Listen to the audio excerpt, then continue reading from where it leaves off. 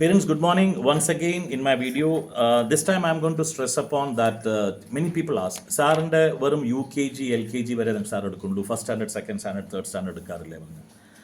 ഈ first standard second സ്റ്റാൻഡേർഡിൽ പഠിപ്പിക്കേണ്ട വിധവും ആൻഡ് പ്രീ KG നഴ്സറി കിൻഡർ ഗാർഡനിൽ പഠിപ്പിക്കുന്ന വിധവും രണ്ടും വ്യത്യാസമാണ്. ആ ടീച്ചേഴ്സ് നമ്മൾ ഇതിന് ട്രെയിൻ ചെയ്യണതും ആൻഡ് ഫസ്റ്റ് സ്റ്റാൻഡേർഡ് സെക്കൻഡ് സ്റ്റാൻഡേർഡിൽ ട്രെയിൻ ചെയ്യുന്ന ടീച്ചേഴ്സും വ്യത്യാസമാണ്. നോർമലി ഇൻ്റർനാഷണൽ വലിയ വലിയ സ്കൂൾസിൽ പോയി കഴിഞ്ഞ് കഴിഞ്ഞാൽ which are primarily very good in teaching Montessori or nursery or kindergarten, അവരുടെ സ്കൂൾസിനെ വലിയ സ്കൂളിലൂടെ മിക്സ് ചെയ്യത്തില്ല.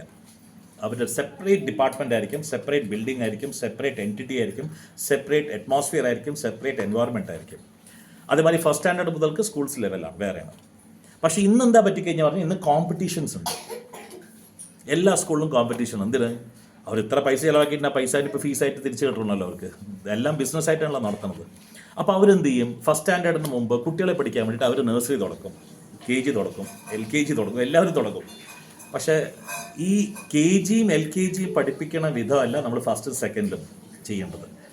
ആ കുട്ടികൾക്ക് ഒരു സെപ്പറേറ്റ് എൻവയറമെൻറ്റ് കൊടുക്കണം, പ്രൈവസി വേണം, അവർക്ക് ആ വീട്ടിലെ എൻവയറമെൻറ്റ് വേണം. അവർക്ക് പഠിപ്പിക്കുമ്പോൾ സ്കൂൾ എൻവയറമെൻറ്റ് പാടില്ല. അതുകൊണ്ട് നിങ്ങൾ വലിയ സ്കൂളിൽ കുറേ വലിയ കുട്ടികൾ ക്ലാസ്സിൽ പോകണം, ഈ ചെറിയ കുട്ടികളും KGയിലും മറ്റവിടെ പോകണമെങ്കിൽ അവർക്ക് ഭയങ്കര വ്യത്യാസം ഉണ്ടാവും. ബിക്കോസ് അവർ വീട്ടിൽ നിന്ന് ആദ്യമായിട്ട് ഒരു സ്കൂളിലേക്ക് പോകണം. ആ അറ്റ്മോസ്ഫിയർ നിങ്ങൾക്ക് ആ സ്കൂളിൽ തീർച്ചയായിട്ടും കിട്ടില്ല.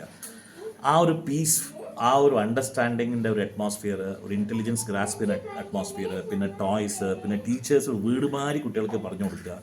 U need to take care a lot in environment. ഒരു കുട്ടി കംഫർട്ടബിളായിട്ട് ഒരു സ്കൂളിൽ അഡ്ജസ്റ്റ് ആയിട്ടില്ലെങ്കിൽ തീർച്ചയായിട്ടും their intelligence and mind will never get opened up for taking whatever the teacher is teaching. പിന്നെ എന്താ പറഞ്ഞു കഴിഞ്ഞാൽ സ്കൂളിൽ 2 റൂമും കൂടി തുറന്നാൽ മതി, ബസ്സും കാറും ഒക്കെ ഉണ്ടല്ലോ, നിങ്ങൾ സൗകര്യത്തിന് വിടും. പിന്നെന്താ അവർ പറയുക?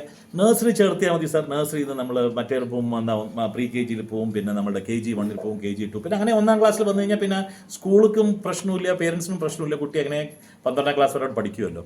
അതിൻ്റെ ഇടയിൽ അവരെന്ത് ചെയ്യും? ഈ 10ാം ക്ലാസ്സിലും 12ാം ക്ലാസ്സിലും ഒരു ബോർഡ് വരും, CBSE, central board of secondary education, state board എന്നൊക്കെ വരും, അല്ലെങ്കിൽ വല്ലതും പേര് വരും.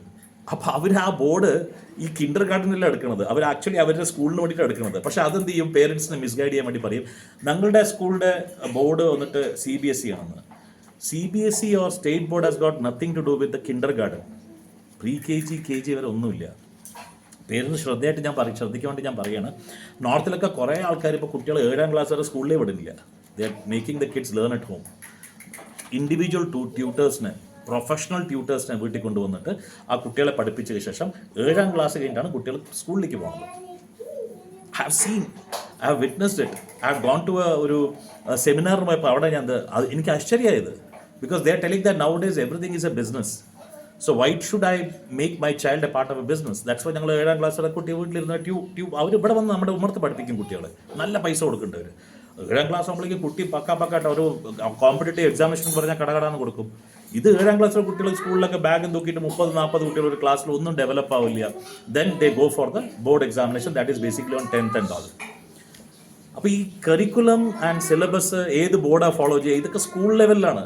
10th ആദ്യത്തെ പരീക്ഷ വരുന്നത്. അല്ലാണ്ട് ഏത് സിലബസ് ഈ KG ആൻഡ് പ്രീ KGക്ക് വേണ്ടിയിട്ട് നിങ്ങളുടെ ഏത് ബുക്കാണ് നിങ്ങളുടെ അതാണ് ഇതാണെന്നും nobody asks. Up to 7th standard, anybody can run a school also. Nobody is going to ask you which syllabus and all. ഇത് പറയുന്ന ആൾക്കാർ ഈ സ്കൂൾ നടത്തുന്ന ആൾക്കാരാണ്. അവരവിടെ 12ാം ക്ലാസ് ഉണ്ടാവും, അവരുടെ 10ാം ക്ലാസ് ഉണ്ടാവും. അപ്പോൾ ആ കുട്ടികളെ അതിന് വേണ്ടിയിട്ട് ബോർഡ് എടുത്തിട്ടുണ്ടെങ്കിൽ അവർ ഈ KG LKGയിലും ഈ ബോർഡിൻ്റെ പേര് വെച്ചിട്ട് അവർ യൂസ് ചെയ്യും. That is what they are doing it.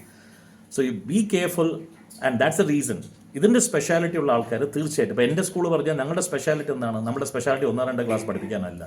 ഞങ്ങളുടെ സ്പെഷ്യാലിറ്റി ഒരു കുട്ടിക്ക് ഒരു അസ്ഥിവാരം, ഒരു ഫൗണ്ടേഷൻ ലെവൽ കൊടുക്കാൻ വേണ്ടിയിട്ടാണ് ഞങ്ങളുടെ സ്പെഷ്യാലിറ്റി ഉള്ളത്.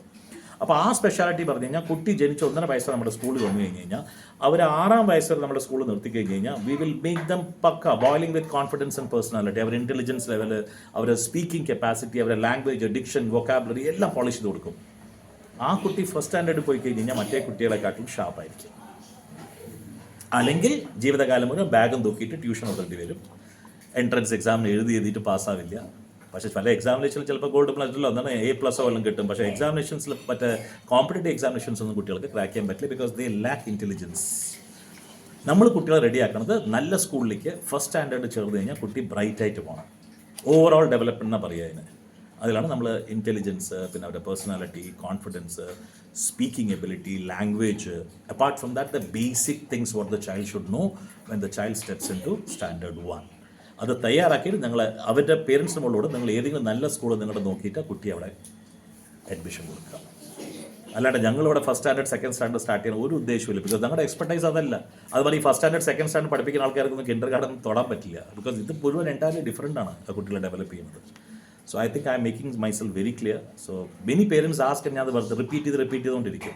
അപ്പോൾ ഇത് I'm just telling you, if you are not privy to what is kindergarten and what is first standard second standard, ഈ ഒരേ സ്കൂൾ രണ്ടും ഇങ്ങനെ തുടങ്ങിക്കഴിഞ്ഞ് കഴിഞ്ഞാൽ കുട്ടി അവിടെ ബെനിഫിറ്റ് കിട്ടുമോ, അല്ല കുട്ടി എക്സ്ക്ലൂസീവായിട്ട് നമ്മളൊരു കിൻഡർ ഗാർഡൻ സ്കൂളിൽ, for example Kidzee, Apple Kids, Kangaroo Kids, വിവാരിയോ ഇൻ്റർനാഷണൽസ്, ബച്പൻ, ടൈം കിഡ്സ്, ഇതൊക്കെ നോക്കിക്കഴിഞ്ഞാൽ അവിടെ they don't have first second. If they are having it wrong, they only have Kinder garden.